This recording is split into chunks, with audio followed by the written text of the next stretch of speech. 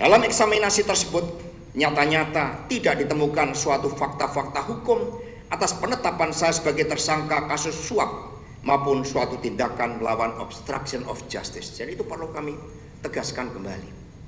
Karena itulah seluruh masyarakat Indonesia, rekan-rekan pers yang saya hormati, selain hal tersebut, ada fakta persidangan yang sangat menarik yang menyentuh aspek kemanusiaan dan nurani kita, yakni adanya intimidasi yang dilakukan oleh saudara Rosa Purbabekti terhadap saudari Tio.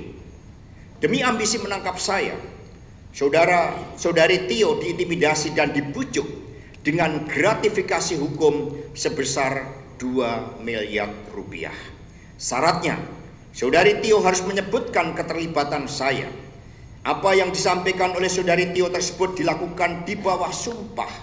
Sumpah di hadapan Tuhan Yang Maha Kuasa, di hadapan Allah Subhanahu wa Ta'ala. Dan tangannya itu berada di atas, di bawahnya Al-Quran, kitab suci. Tidak hanya itu, saudari Tio juga diminta untuk menyebut orang-orang di lingkaran pertama Ibu Megawati Soekarno Putri agar bisa dibidik para penyidik tersebut. Ini baru disampaikan kemarin ya di dalam keterangan resminya. Demi melancarkan aksinya, saudara Rosa Purbabekti sampai menggebrak meja dan mendesak untuk mengganti penasihat hukum Tio. Puncak intimidasi saudari Tio adalah bahwa yang bersangkutan dikenakan cekal bersama suaminya untuk tidak bisa berobat ke luar negeri akibat kanker yang dideritanya. Padahal jauh sebelum kasus ini naik lagi ke permukaan, saudari Tio sudah berulang kali berobat ke Guangzhou bagi penyembuhan penyakitnya. Namun agenda kemanusiaan ini pun diabaikan oleh saudara Rosa Purbabekti. Saya meyakini jika saudari Tio mengikuti kemauan saudara Rosa, maka pencekalan itu pasti tidak akan terjadi. Jadi kisah sekitar 2014-2015, saat itu Pak Dahlan Iskan juga mengalami hal yang sama. Beliau bertemu dengan Bu Mega karena satu juga ada persoalan hukum, minta dibantu agar bisa berobat ke luar negeri. Maka demi kemanusiaan Ibu Mega lalu mengulurkan tangannya dan meminta saya untuk bertemu dengan Wakil Presiden Pak Yusuf Kalla dan bertemu dengan Menteri Hukum dan HAM saat itu Pak Lauli, agar kemanusiaan inilah yang harus berbicara. Tetapi ini kemanusiaan ini yang sepertinya tertutup dalam diri saudara Rosa Purbabekti. Berbagai fakta di atas semakin menunjukkan kuatnya agenda politik terhadap kasus yang menimpa saya. Bayangkan, terhadap saudari Tio yang sudah bersifat kooperatif saja, bersikap kooperatif saja, masih diintimidasi seperti itu. Hal yang sama juga terjadi untuk pemeriksaan saksi Doni Istiqomah, Kusnadi, dan lain-lain. Bukankah tindakan saudara Rosa tersebut justru mencederai hukum yang seharusnya berperi kemanusiaan, penuh etika, hati nurani, dan berkeadilan? Betul tidak? Betul. Apakah tindakan saudara Rosa itu dapat dibenarkan? Bukankah tindakan saudara Rosa tersebut justru merusak dan marwah serta nama baik dari KPK itu? Jadi kita ini bangsa berpancasila, ada sila kemanusiaan di dalamnya. Masa hal itu kemudian diabaikan? Saudari Tio sudah menunaikan seluruh tanggung jawabnya, kewajibannya.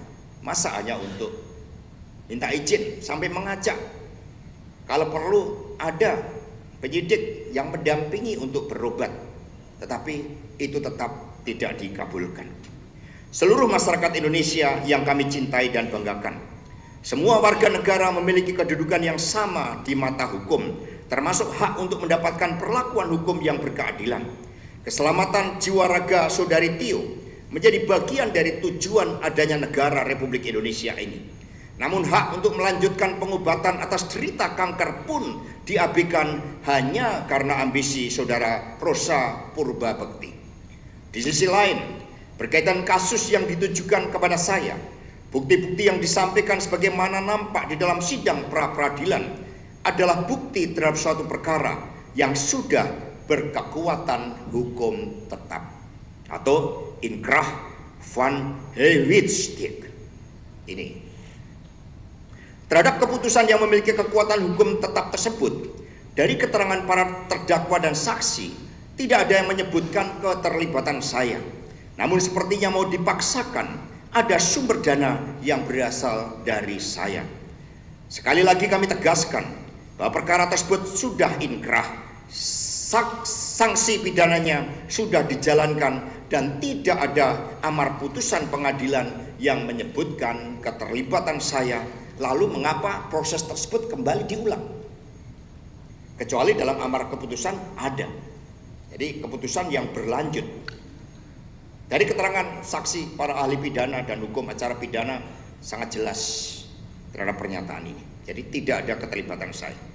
Seluruh masyarakat Indonesia yang taat pada hukum di Republik ini. Itulah proses kriminalisasi yang dilakukan secara terbuka.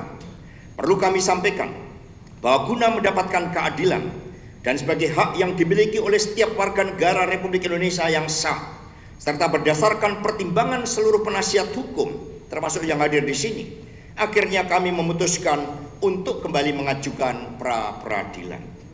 Dalam proses ini, KPK yang menjunjung tinggi hukum seharusnya menghormati proses pra-peradilan ini. Namun yang terjadi adalah bahwa saudara Rosa Purbabekti tetap memaksakan kehendaknya untuk memeriksa saya. Ini adalah sikap yang justru tidak menghormati institusi pengadilan dan mekanisme hukum yang berkeadilan. Saya berharap sebagai bagian dari institusi penegak hukum, sudah sepatutnya kalau KPK menghormati proses pra-peradilan yang sedang kami lakukan. KPK harus memastikan penegakan hukum yang berkeadilan. Jadi rekan-rekan masih mencatat ketika Ibu Megawati mengajukan amicus curiae. Di situ Ibu menyampaikan tentang pentingnya simbol Dewi Keadilan. Matanya tertutup, memegang timbangan dengan pedang untuk menegakkan keadilan itu dengan benar sesuai dengan hati nuraninya. Itulah semangat perjuangan kami